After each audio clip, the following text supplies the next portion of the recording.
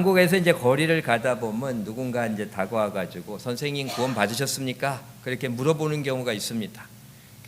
저는 구원받은 기독교인입니다. 그렇게 하면 언제 어디서 구원 받으셨습니까? 그렇게 물어봅니다. 이에 대해서 뭐 확실하게 언제 어디서 며칠 몇 시에 어디서 구원받았는지 확실하게 얘기할 수 있는 분이 몇이나 되겠습니까? 이게 이제 참 생각을 해보면 그렇게 해서 이제 조금 지체하면은 죄송하지만 선생님은 구원받지 못하셨습니다. 이렇게 얘기하는 사람도 있습니다. 이게 사람들에게 구원받으냐고 물어보고 그 날짜 장소 아냐고 그렇게 물어보고 잘 바로 대답 못하면 구원받지 못했다고 얘기하는 사람들이 이제 구원파라는 이단 종파 사람들입니다. 이렇게 이제 이런 사람들 만나서 이런 질문을 받아본 분들이 있을 겁니다. 이제 언제 어디서 자기가 구원받는지 확실히 알고 그래서 구원의 확신이 분명하면 그 사람은 이제 예수님께 다 죄를 용서함 받고 그때 다 용서함 받았기 때문에 더 이상 이제 어떤 죄를 지어도 회개할 필요도 없고 영원히 구원받은 거라고 그렇게 이야기합니다.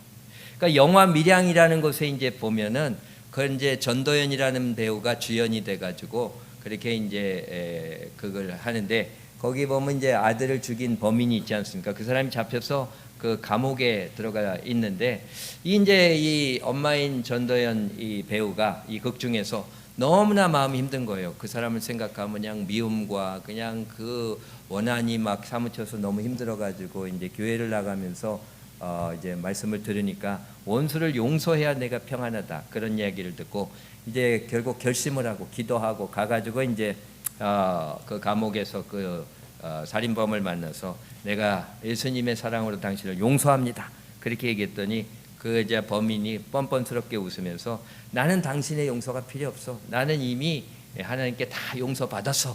그렇게 얘기를 해가지고 그냥 이 주인공이 너무 그 낙심하고 분노하는 그런 모습이 나오고 있는데 아마 이렇게 대답한 이 살인범이 구원파가 아니었나 이런 생각을 해봅니다. 이 구원파는요 예수님의 십자가 대속으로 인해서 모든 믿는 자들의 현재 과거 미래의 죄들이 다 용서함을 그렇게 이제 받았기 때문에 죄를 앞으로 지어도 회개할 필요가 없고 구원을 잃지 않는다는 그 이제 비성경적인 교리를 가르치는 이단입니다. 우리도 이렇게 잘못된 구원관을 그렇게 가지고 신앙생활하면 스스로 힘들게 신앙생활하고 다른 사람 실족시키고 하는 영광 가리고 궁극적으로 본인도 구원을 받지 못하는 비참한 인생이 될 수가 있습니다. 그래서 우리는 올바른 구원관을 가진 성도들이 돼야 됩니다. 지난 주일에 이어서 구원에 대한 말씀을 나누겠는데 이 신앙생활에서 이제 관심을 많이 갖고 중요하게 생각하는 질문이 우리가 받은 구원을 잃어버릴 수 있는가입니다. 이게 신앙생활하는 데서 아주 큰 영향을 끼칩니다. 만일 받은 구원을 절대로 잃어버리지 않는다고 그렇게 믿으면요 마음의 평안은 있겠지만 뭐 나는 이제 구원 받았는데 뭐 더 이상 힘쓸 필요 있겠어? 그러면서 이제 영적인 나태함과 게으름 또 교만 가운데 안일한 신앙생활에 빠질 수도 있습니다. 그러나 구원을 잃어버릴 수도 있다고 하는 생각을 하면 혹시라도 구원을 잃어버릴까 봐 걱정하고 두려워하는 그런 마음도 있겠지만 그런 구원을 잃어버리지 않기 위해서 두렵고 떨리는 마음으로 신앙생활에 더 정진할 수도 있는 겁니다. 그래서 이 구원을 잃어버릴 수 있는가의 여부가 신앙생활에 실제적으로 큰 그런 이제 영향을 끼치게 되기 때문에 많은 관심과 또 그런 이제 중요성을 가지고 성도들이 궁금해하는 내용이죠. 이제 받은 구원을 잃지 않는다고 믿는 이제 대표적인 교리가 칼비니즘입니다. 그 인간의 자유의지로 인해서 이룰 수도 있다고 믿는 대표적인 교리를 이제 알미니아니즘이라고 부릅니다. 그 칼비니즘은 이제 16세기 중반에 잔 칼빈에서부터 이제 시작된 개신교 구원론이고요. 알미니아니즘은 이제 17세기 네덜란드 신학자 야코부스 아르미니우스에서부터 시작된 이제 개신교 구원론입니다. 그 이제 칼빈이즘은 이제 예정론에 기초해서 장로교회의 이제 대표적인 신학적인 그런 이제 토대가 되었습니다. 그게 장로교가 많은 분파가 있는데요, 다 이 칼빈이즘에 입각한 예정론 신학으로 그렇게 신앙생활을 하고 있습니다. 그러니까 알미니즘은 이제 하나님의 은혜 가운데 인간의 자유의지가 작용할 수 있는 것을 믿는 이제 신학인데 감리교, 성결교, 구세군 이런 이제 웨슬리안 전통에 기초한 교단들의 이제 신학적 토대가 됩니다. 그런데 성경은 한쪽에 대한 말씀만 하지 않고 구원은 잃지 않는다는 것에 대한 말씀도 있고 또 구원을 이룰 수도 있다고 하는 것을 이야기하는 말씀도 나옵니다. 오늘 두 가지 성경 말씀을 살펴보면서 이제 나눕니다. 첫 번째가 이제 구원은 절대로 잃어버리지 않는다는 성경적인 이해와 믿음에 대해서 생각을 해봅니다. 그 대표적인 말씀이 오늘 본문이죠. 내가 저에게 영생을 주노니 영원히 멸망치 아니할 터이요 누구도 너희를 내 손에서 빼앗을 자가 없으리라. 이게 요한복음 10장 28절의 말씀입니다. 이 말씀을 통해서 예수님은 당신을 믿는 자들에게 영생을 주시면 참 그들이 구원받아서 영원히 잃어버리지 않는다. 빼앗을 자가 없다고 말씀합니다. 영원한 구원의 보장을 이제 선포하고 있습니다. 그래서 이러한 영원한 구원 보장에 대한 교리로 예정론에 기초한 이제 칼빈의 5대 교리가 나오지 않습니까? 영어 이제 앞자를 따서 튤립이라고 그럽니다. T, Total Depravity. 그래서 이제 전인적 그런 이제 타락입니다. 그래서 죄로 인해서 완전히 타락해서 하나님의 어떤 부르심에 전혀 응답할 수 있는 능력이 인간에게는 전혀 없다고 그렇게 믿는 겁니다. 두 번째가 이제 무조건적인 선택, unconditional election. 그 하나님은요 사람의 조건이나 어떤 선행이나 뭐 행위를 전혀 보지 않고 무조건 구원받을 자를 이렇게 선택하신다는 unconditional election, 무조건적인 선택을 말합니다. 그리고 이제 세 번째 신학적인 교리가 제한적 속죄입니다. limited atonement. 그러니까 예수님은 이미 구원받기로 선택된 자들만을 위해서 피를 흘리셨다는 거예요. limited atonement가 그겁니다. 제한적인 속죄. 그러니까 하나님이 구원하기로 결정한 사람들만을 위해서 십자가에서 돌아가셨다는 거죠. 그리고 이제 불가항력적인 은혜, irresistible grace. 그래서 이제 이미 구원받기로 선택한 사람은 하나님 주신 구원의 은혜를 절대 거부할 수 없다고 그렇게 믿는 교리입니다. 그리고 이제 성도의 견인, perseverance of the saint. 그래서 이제 이렇게 선택된 자들은 어떠한 시련과 고난이 있어도 하나님이 끝까지 지키셔서 구원받게 하신다. 그래서 이제 TULIP 이렇게 해서 이제 장로교의 5대 교리 칼비니즘이 이제 튤립이라고 그렇게 합니다. 그래서 이런 교리를 통해서 칼비니즘은 하나님께서 선택한 자들에게 이제 구원을 주시면 어떤 일이 있어도 구원을 잃어버리지 않는다고 그렇게 이야기를 하고 있는 것. 철저하게 구원이 하나님의 주권하에 있음을 선포합니다. 이 칼빈의 예정론 신학은요, 바울의 유대인과 이방인 복음 전파의 결과를 살펴보면서 거기에 영감을 얻은 것으로 알려져 있습니다.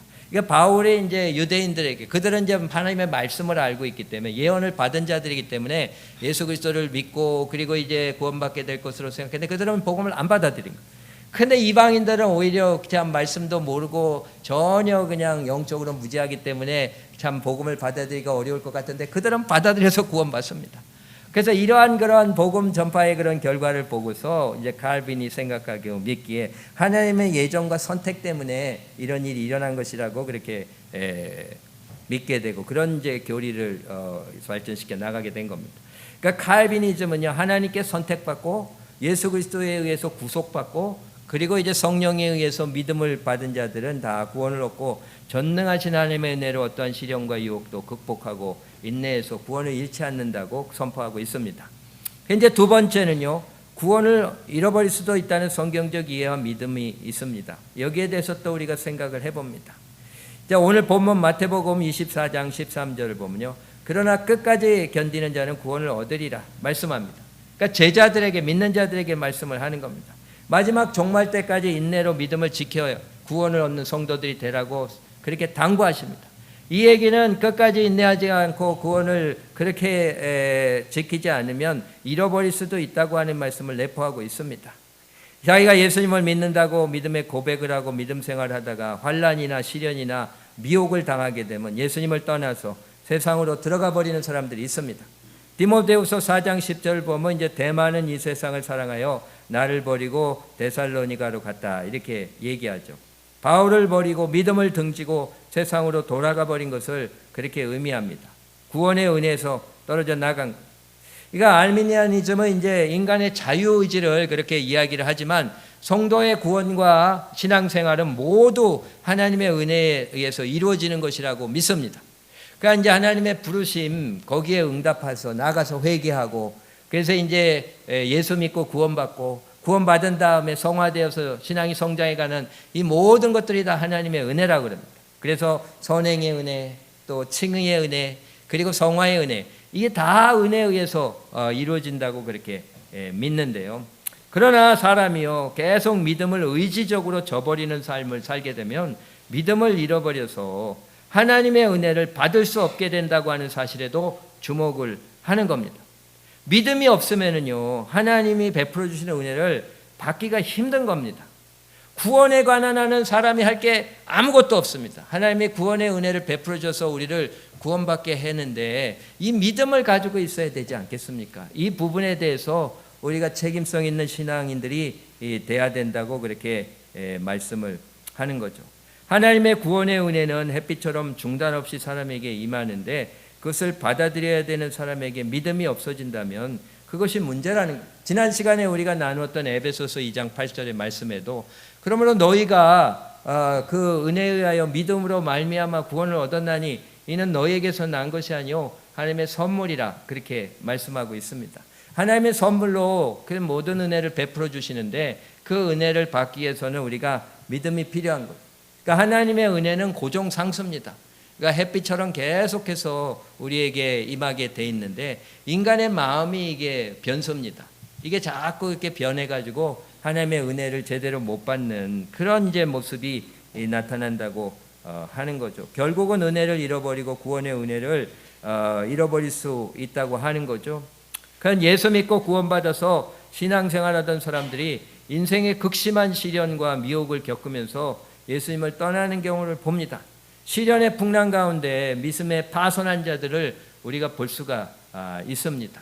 그래서 어떤 미국교회 아주 신앙 좋은 젊은 여자분이 있었는데 헌신을 많이 하고 그렇게 섬기던 분이었는데 그 이제 아기를 낳는데 그냥 그 생명의 위협을 그렇게 느끼게 되는 큰 질병에 시달리는 그런 아이를 낳게 된 겁니다.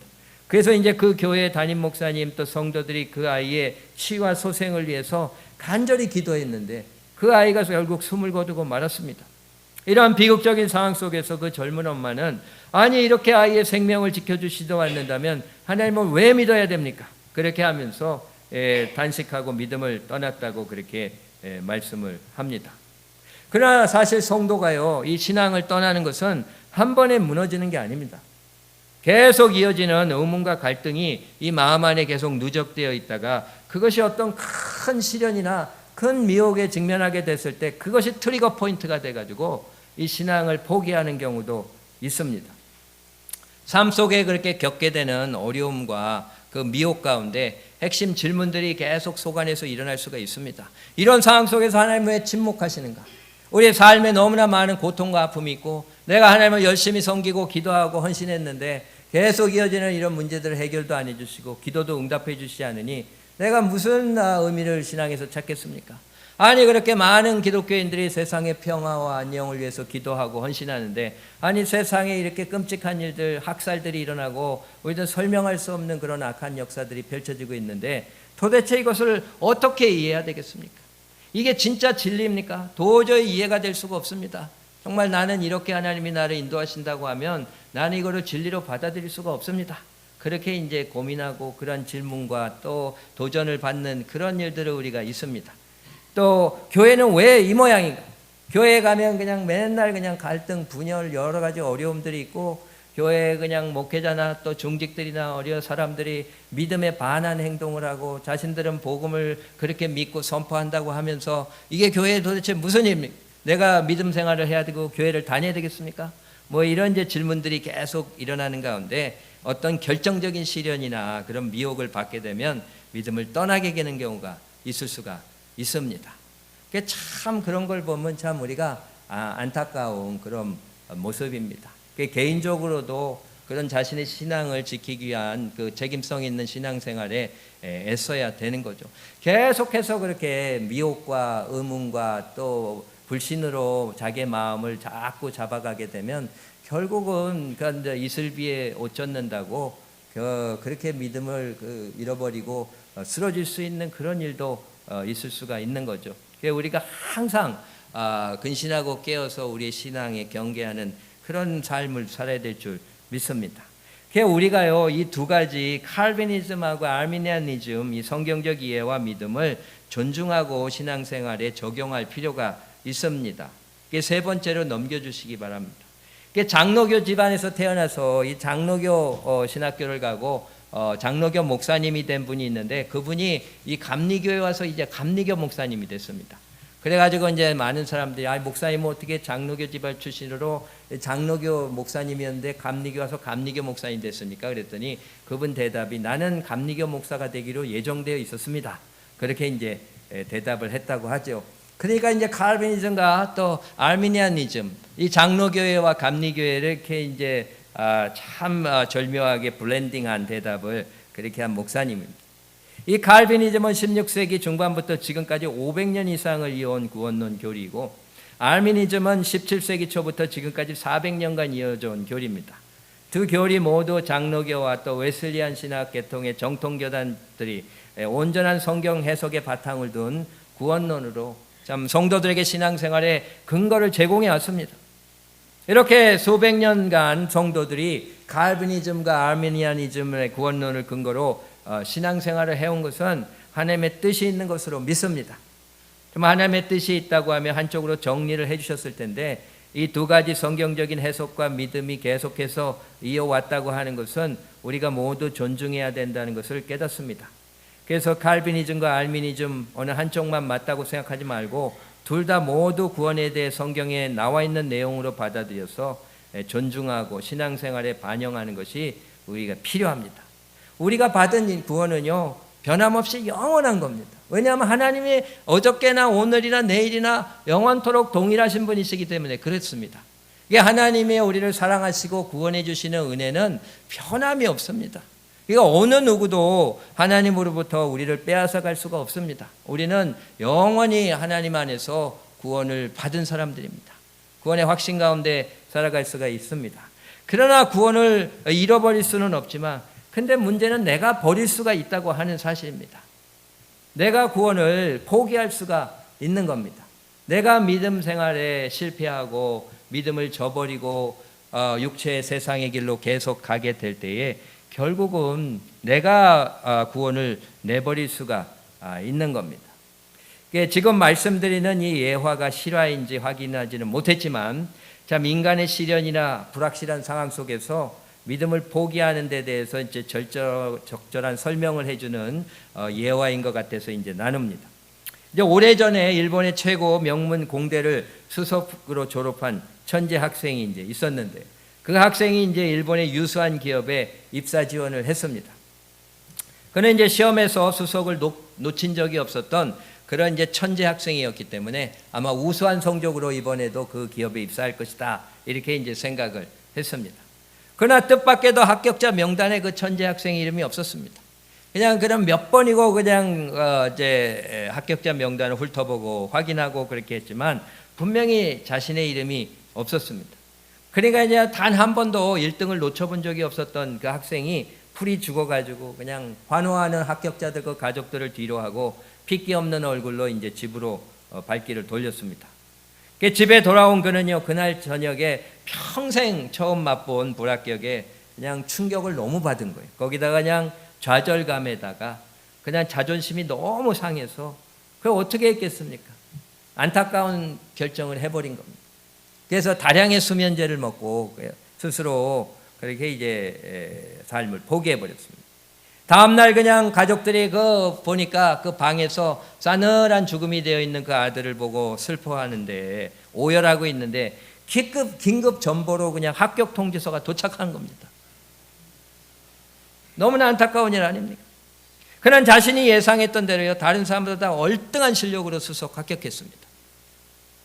그런데 시험 결과를 담당하던 그 실무자가 이 학생이 실력이 너무나 좋으니까 그냥 다른 학생들하고 너무나 차이가 날 정도로 우수한 성적으로 합격을 하다 보니까 그 이름을 따로 떼어냈다가 실수로 그냥 합격자 명단에 넣지를 못한 겁니다. 그는 월등한 성적으로 수석 합격한 사람입니다. 근데 그거를 갖다가 알지 못한 거예요.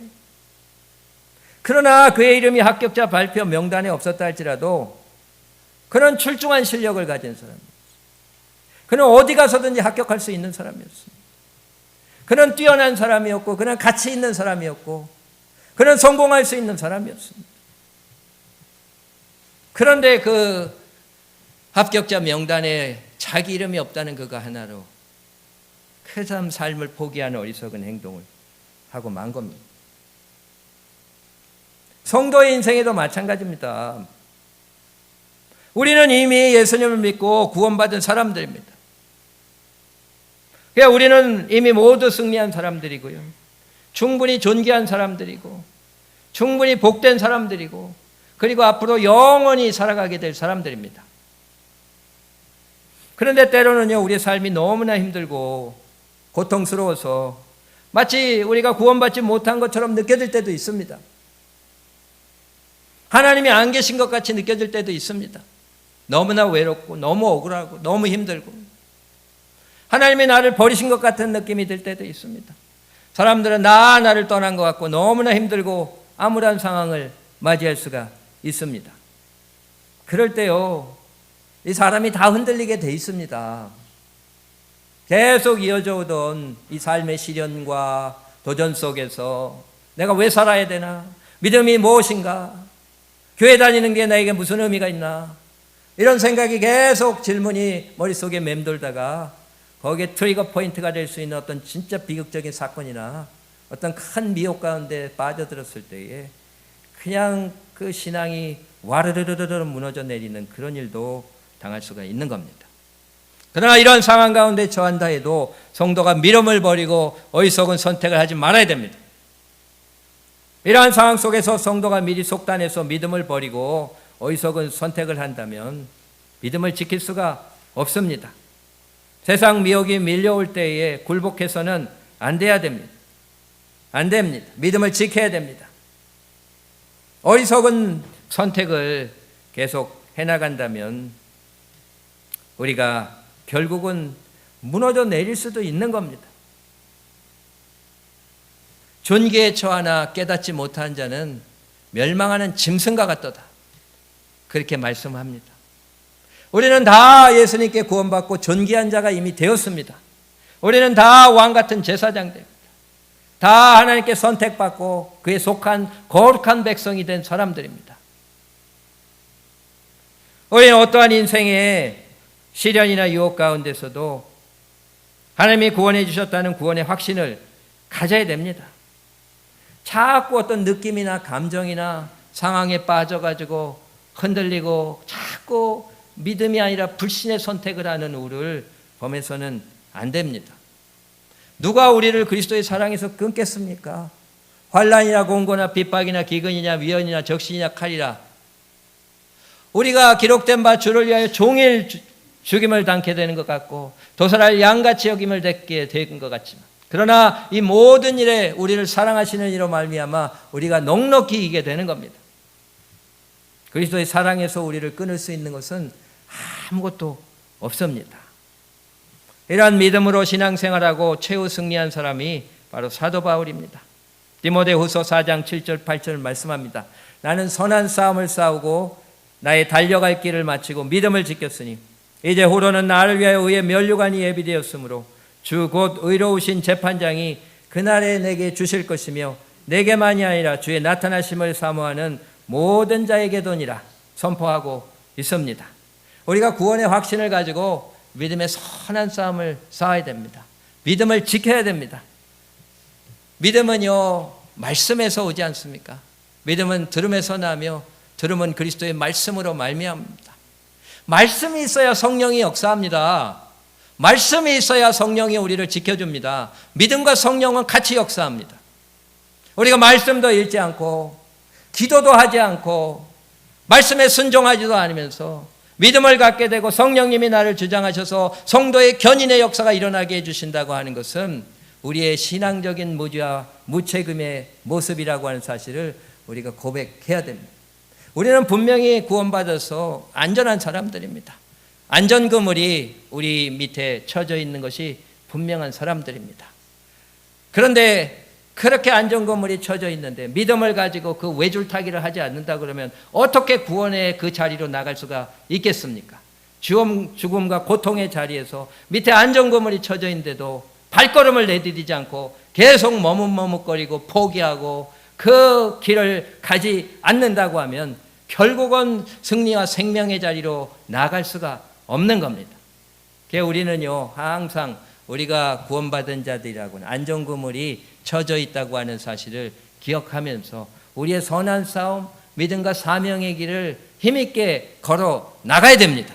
말씀을 붙잡고 기도하며 순종하며 믿음의 선한 싸움 싸우면서 그 영원한 생명의 그 길을 향해 나가게 될 때, 가다가 쓰러지면 또 그물이 받아주고, 다시 올라가서 다시 시도할 때 또 떨어지면 또 받아주고, 그렇게 하면서 한 발짝 한 발자국 그렇게 승리하며 나아가서 정말 영원한 최후 구원 승리에 도달하게 될 줄 믿습니다.